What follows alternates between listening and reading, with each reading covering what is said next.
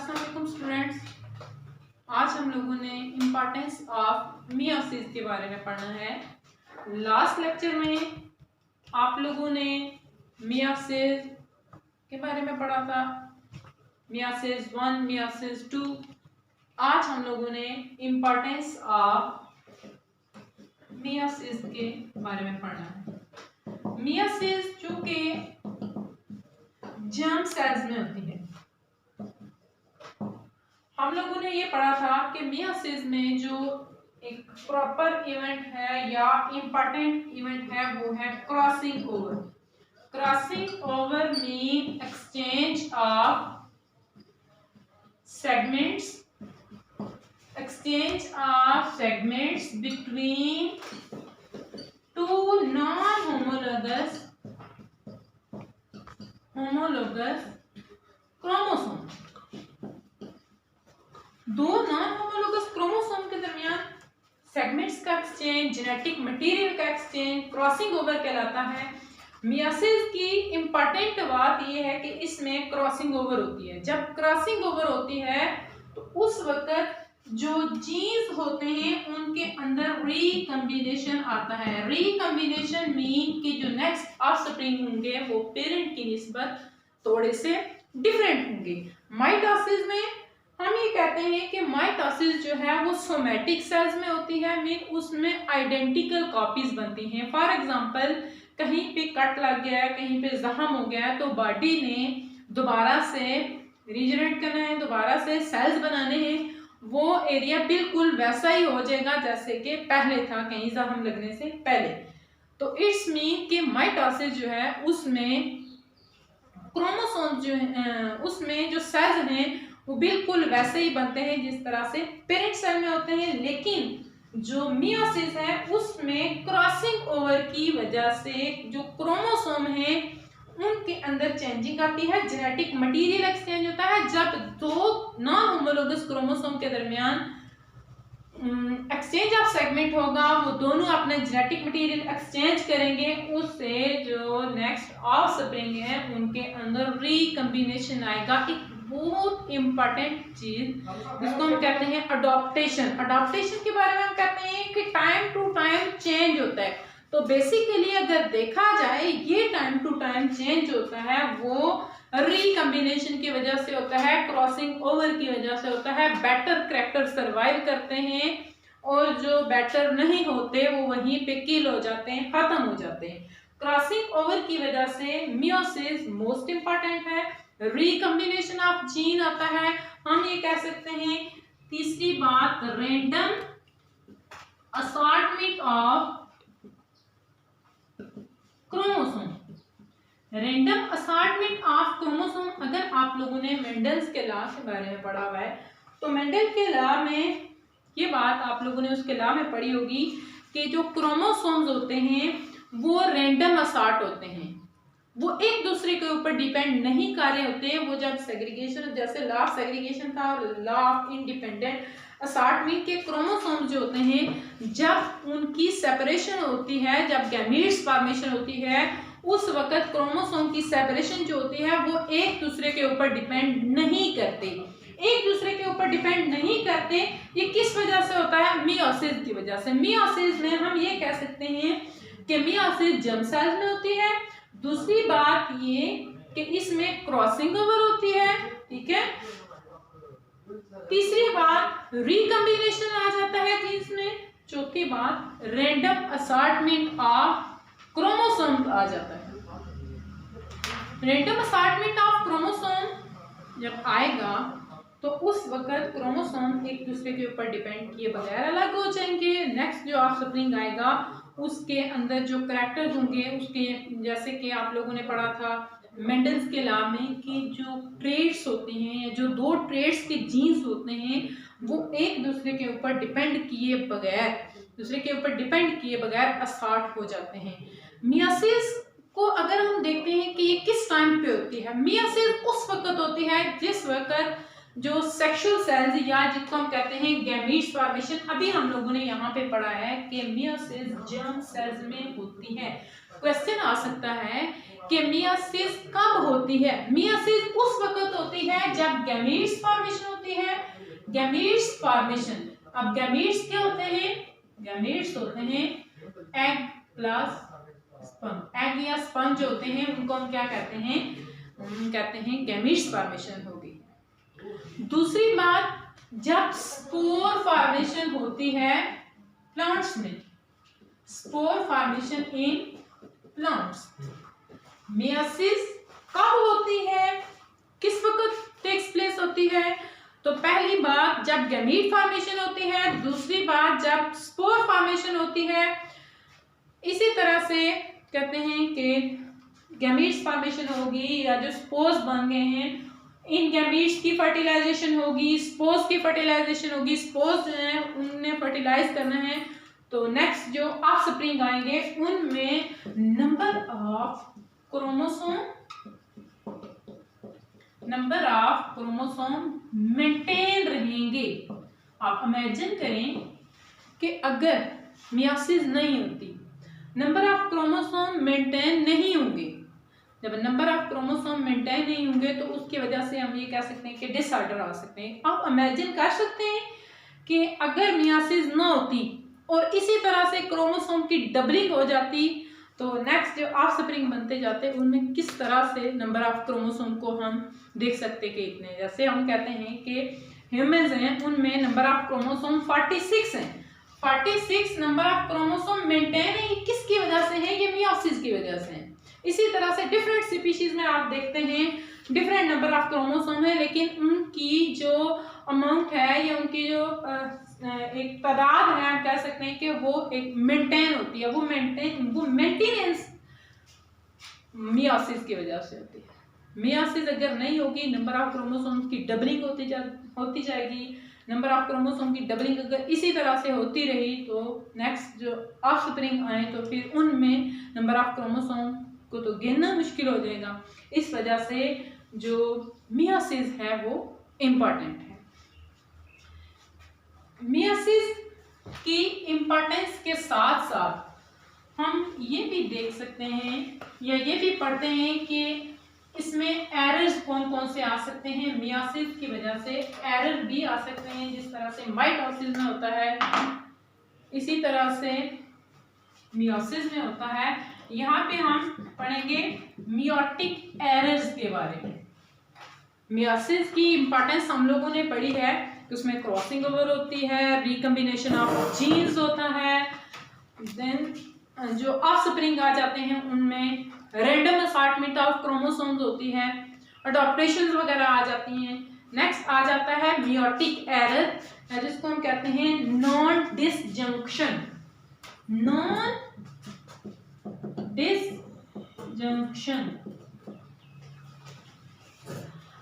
Disjunction mean कि जब chromosome anaphase, यहाँ पे हम एक सेल बनाते हैं, जब इसके अंदर स्टार्ट है एनाफेज 1। अब एनाफेज में आप लोगों ने ये पढ़ा है कि क्रोमोसोम जो होते हैं उनकी सेपरेशन स्टार्ट हो जाती है। क्रोमोसोम सेपरेट होते हैं और अपोजिट पोल्स की तरफ मूव करना शुरू कर देते हैं। जब यहाँ पे क्रोमोसोम एक दूसरे से सेपरेट नहीं होंगे, फॉर एग्जांपल हम ये कहते हैं कि कोई नॉन डिसजंक्शन आ गया, यहाँ पे क्रोमोसोम सेपरेट नहीं हुए, क्रोमोसोम सेपरेट नहीं हुए, तो नेक्स्ट आएगा जो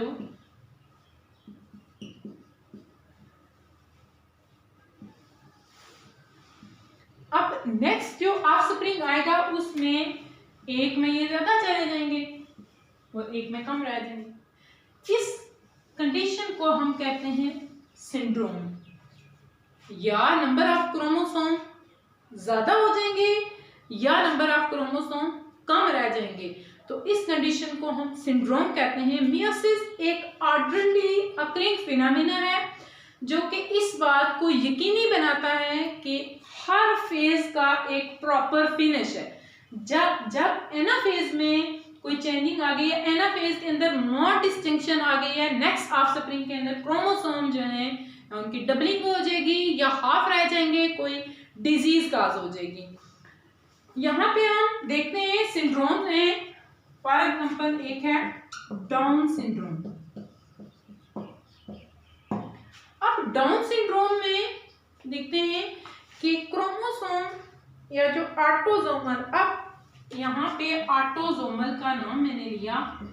ऑटोसोमल बच्चों क्रोमोसोम दो तरह के होते हैं, एक होते हैं सेक्स क्रोमोसोम और दूसरे होते हैं ऑटोसोम। बच्चों ऑटोसोम जो होते हैं ये मेल और फीमेल दोनों में एक जैसे होते हैं, बिल्कुल एक जैसे होते हैं। जो जेंडर होता है ना उसको हम देख सकते हैं कि वो किस बेस पे डिफरेंट है, वो सेक्स क्रोमोसोम के बेस पे। जिस तरह से हम कहते हैं कि मेल जो होता है उसमें क्रोमोसोम होते हैं एक्स वाई, और एक फीमेल जो होती है उसके पास जो पेयर होता है वो होता है एक्स एक्स का। इट्स मीन कि उसके पास एक मेल जो है उसके पास सेक्स क्रोमोसोम है एक्स वाई, एक फीमेल के पास है एक्स एक्स। ऑटोसोमल जो क्रोमोसोम है वो तमाम के तमाम मेल्स में और फीमेल्स में एक जैसे होते हैं। अब यहाँ पे है डाउन सिंड्रोम। डाउन सिंड्रोम जो है इसमें क्या होता है, ऑटोसोमल नॉन डिस्टिंक्शन होती है in men. Autosomal non disjunction in men. Men के अंदर autosomal non disjunction during which 21st pair of chromosome fail to segregate. अब जो 21st वाला क्रोमोसोम होता है जब वो सेपरेट नहीं होता, जब उसकी एनाफेज में सेपरेशन नहीं होती, तो उस वजह से गैमीट्स नेक्स्ट आ जाएंगे 24। यहाँ पे लिखते हैं 24 गैमीट्स वाला ऑफस्प्रिंग आ जाएगा। वैसे हम पढ़ते हैं कितने होते हैं 23। जब 21st पेयर सेग्रीगेट ही नहीं हुआ, जब यहाँ पे उसकी सेपरेशन हुई नहीं है, तो उस वक्त जो ऑफस्प्रिंग आएगा उसके पास गैमीट्स हो जाएंगे 24। अब जब यही गैमीट फर्टिलाइज कर रहा है नॉर्मल गैमीट को, तो नया इंडिविजुअल जो है उसके पास तो 47 क्रोमोसोम्स आ जाएंगे। नॉर्मली एक ह्यूमन को अगर हम देखें तो उसके पास 46 क्रोमोसोम होते हैं, लेकिन जब 21st pair of chromosome not disjunction हुई है उसकी, उस वक्त क्या हुआ है कि जो गैमीट बना है वो 24 गैमीट्स बन गए। यही 24 गैमीट्स जो हैं जब फर्टिलाइज करेंगे नेक्स्ट जो ऑफस्प्रिंग आएगा उसमें 47 क्रोमोसोम्स हो जाएंगे। अब जो टीनेज मदर्स होती हैं उनमें ये वाले चांसेस जो हैं 1/1000, हम कह सकते हैं कि डाउन सिंड्रोम के चांसेस जो हैं वो एक टीनेज मदर में 1/1000 होते हैं। इसी तरह से 40 ईयर ओल्ड जो मदर होती है उसमें डाउन सिंड्रोम के चांसेस जो हैं वो 1/100 है। अगर हम टीनेज मदर को देखते हैं उसमें 1/1000 मीन के 1000 में से कोई एक होगी जिसके बच्चे को डाउन सिंड्रोम होगा। इसी तरह से अगर हम देखते हैं 40 ईयर ओल्ड मदर में ये होगा 1/100। चांसेस देखें ये ज्यादा हो रहे हैं जैसे जैसे एज जो है वो बढ़ती जा रही है। इसी तरह से 45 ईयर ओल्ड में वो करते हैं 3 टाइम्स ग्रेटर होते हैं, 3 टाइम्स ग्रेटर हो जाते हैं। नेक्स्ट आ जाता है कि अफेक्टेड इंडिविजुअल जो होते हैं या जो सिम्टम्स होते हैं हम कैसे देख सकते हैं कि इस बंदे को डाउन सिंड्रोम है। तो क्वेश्चन भी आ सकता है बोर्ड के पेपर्स में कि what are the symptoms of Down syndrome. Down syndrome के सिम्टम्स में हम देखते हैं डाउन सिंड्रोम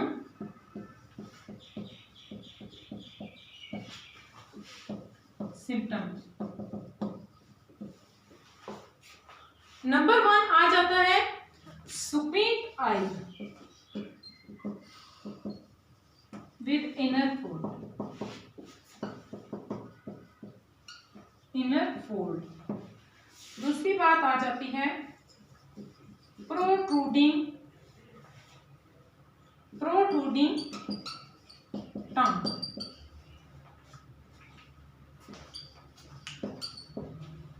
तीसरी बात आ जाती है mental retardation, squint eyes with inner fold. दूसरी आ जाती है प्रोट्रूडिंग टंग, तीसरा आ जाता है मेंटल रिटार्डेशन और चौथा आ जाता है defective nervous system. These all are the symptoms of Down syndrome: squint eyes with inner fold, protruding tongue, mental retardation, and defective nervous system.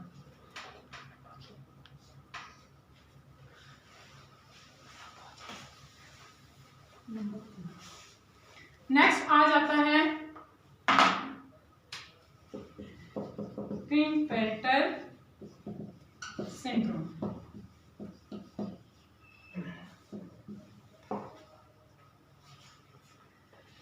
जिस तरह से हम लोगों ने डाउन सिंड्रोम में पढ़ा है कि इसमें 21st pair of chromosome segregate नहीं करता, क्रोमोसोम जो है वो नेक्स्ट ऑफस्प्रिंग में ज्यादा हो जाते हैं। इसी तरह से क्लिनफेल्टर सिंड्रोम में एक एडिशनल, उसमें जो डाउन सिंड्रोम है, डाउन सिंड्रोम में ऑटोसोमल क्रोमोसोम में ऑटोसोमल क्रोमोसोम वो सेपरेट नहीं हुआ था। 21st पेयर जो था उसका 21st पेयर ऑटोसोमल क्रोमोसोम का सेग्रीगेट नहीं हुआ था। इसी तरह से क्लिनफेल्टर सिंड्रोम में जो सेक्स क्रोमोसोम होते हैं वो एडिशन उनकी हो जाती है, मींस ज्यादा हो जाते हैं। इसमें भी हम कहते हैं क्रोमोसोम जो है वो 47 क्रोमोसोम आ जाते हैं नेक्स्ट ऑफस्प्रिंग में। डाउन सिंड्रोम में 21st पेयर की नॉन डिस्जंक्शन होती है ऑटोसोमल क्रोमोसोम की। क्लिनफेल्टर सिंड्रोम में एक एडिशनल सेक्स क्रोमोसोम होता है और जो इंडिविजुअल होता है उसमें 47 क्रोमोसोम्स होते हैं। अब कहते हैं they are phenotypically male, phenotypically mean appearance wise phenotypically male होते हैं but genotypically female, genotypically female. जो क्लिनफेल्टर सिंड्रोम की डिजीज है, जो सिंड्रोम है, इसमें जो ऑफस्प्रिंग आ जाते हैं या जो डॉटर्स आ जाते हैं, डॉटर सेल्स आ जाते हैं, वो फिनोटिपिकली, वो जो इंडिविजुअल्स होते हैं वो फिनोटिपिकली मेल होते हैं और जीनोटिपिकली फीमेल्स होते हैं विद टेंडेंसी ऑफ टॉलनेस। यहाँ पे हम सिम्टम्स भी इसके लिखते हैं, symptoms of Klinefelter syndrome. Klinefelter syndrome के सिम्टम्स में सबसे पहली बात ये कि ये फिनोटिपिकली मेल है बट जीनोटिपिकली फीमेल्स हैं। Symptoms of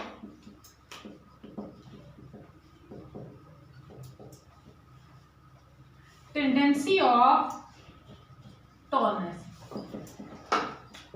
tendency of tallness. Second आ जाता है ओबेसिटी, ओबेसिटी। थर्ड वन है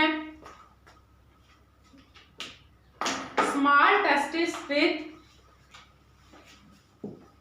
small testis with no sperm ejaculation.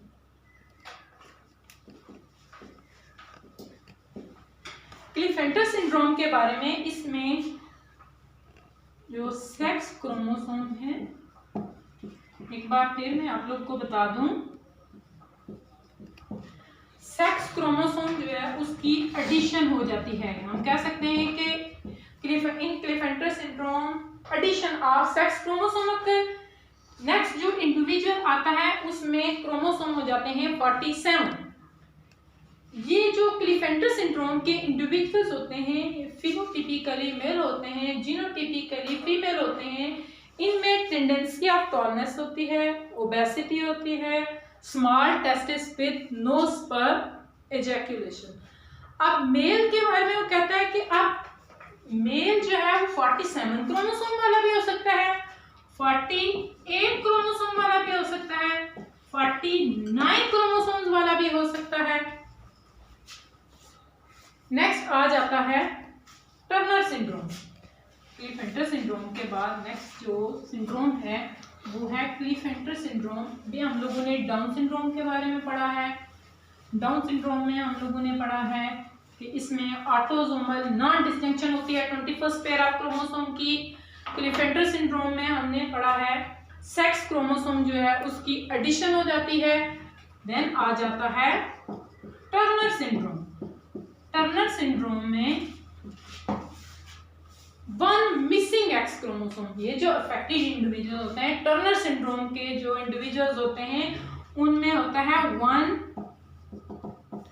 Missing, एक मिस होता है एक्स क्रोमोसोम। एक्स क्रोमोसोम की मिसिंग होती है, वो वाले इंडिविजुअल जो हैं उनको हम कहेंगे कि इनको टर्नर सिंड्रोम हो गया है। इसमें सिर्फ और सिर्फ 45 क्रोमोसोम्स होते हैं, 45 chromosome.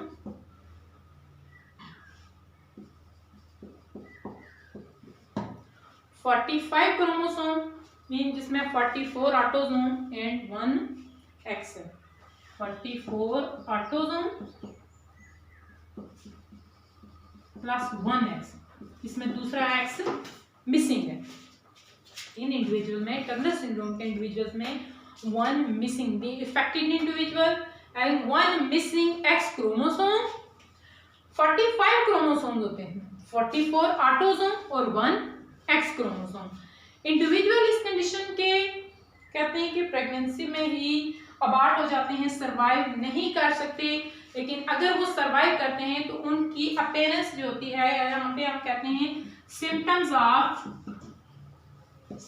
Of Turner syndrome.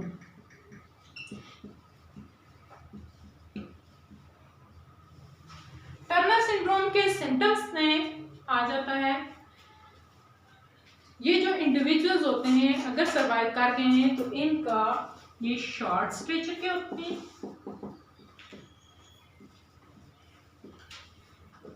Number 2 webbed neck.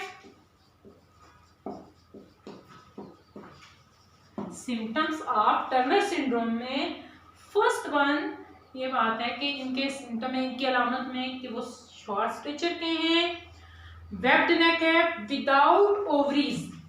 Number 3 है विदाउट ओवरीज। और नंबर 4 पे है complete absence of germ cell. Complete absence of germ cell. हम लोगों ने सिंड्रोम्स पढ़े हैं, Down syndrome, Klinefelter syndrome, Turner syndrome. Down syndrome में शार्ट सा मैं आप लोग को बता दूं, डाउन सिंड्रोम में हमने ये पढ़ा है 21st pair of autosomal chromosome non disjunction उसमें होती है और जो इंडिविजुअल्स आ जाते हैं उनमें 47 क्रोमोसोम्स आ जाते हैं। इसी तरह से क्लीफेंटर सिंड्रोम के बारे में हम लोगों ने पढ़ा है। क्लीफेंटर सिंड्रोम में हमने पढ़ा है कि इंडिविजुअल जो होते हैं उनमें जो सेक्स क्रोमोसोम होता है उसकी एडिशन हो जाती है। इसी तरह से टर्नर सिंड्रोम है, टर्नर सिंड्रोम में 1 मिसिंग एक्स क्रोमोसोम।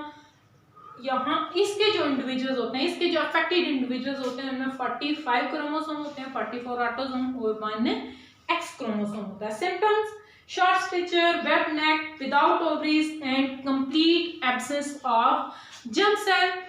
बच्चों आप लोगों का नेक्स्ट जो टॉपिक है नेक्रोसिस एंड एपोप्टोसिस वो हम नेक्स्ट लेक्चर में पढ़ेंगे।